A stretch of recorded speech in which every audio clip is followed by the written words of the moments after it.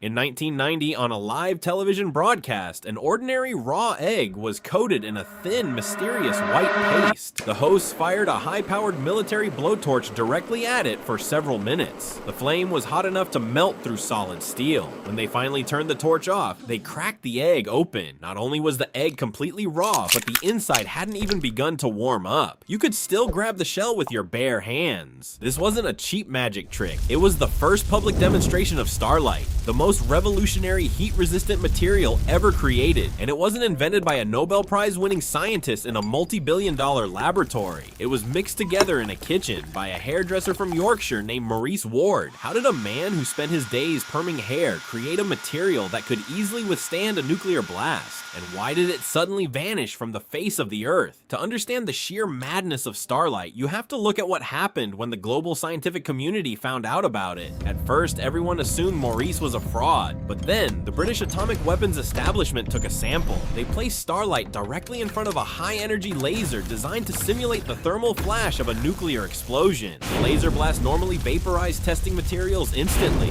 Starlite? It barely looked scorched. It withstood temperatures up to 10,000 degrees Celsius. NASA instantly took notice. Boeing took notice. The entire global military-industrial complex knocked on Maurice's door with open checkbooks, desperate to use it for spaceships, jet engines, and military shielding. It could have saved thousands of lives in house fires and commercial airplane crashes. But this is where the story takes a dark, frustrating turn into corporate warfare. Maurice Ward was fiercely protective of his invention. He refused to patent it because a patent requires you to publish your exact formula to the public, and he knew massive corporations would just copy it and print billions. Instead, he kept the recipe entirely in his head. When NASA and major tech giants tried to buy it, they demanded total control over the formula. Maurice refused. He didn't want his life's work locked away in a secret military vault or used exclusively for weapons of war. He demanded to maintain a 51% stake in any company that manufactured it. Negotiations dragged on for decades. Corporate lawyers tried to bully him, trap him in contracts, and manipulate him. But the eccentric hairdresser outsmarted every single one of them, refusing to budge. Then, in 2011, Maurice Ward unexpectedly passed away. And just like that, the most advanced thermal barrier in human history vanished. He took the secret recipe directly to his grave. The gap between an ordinary citizen mixing household ingredients in his kitchen and the world's most advanced aerospace agencies completely baffled by the results is a massive historical chasm. One saw a tool to protect humanity, the other saw a billion-dollar monopoly to control. In the end,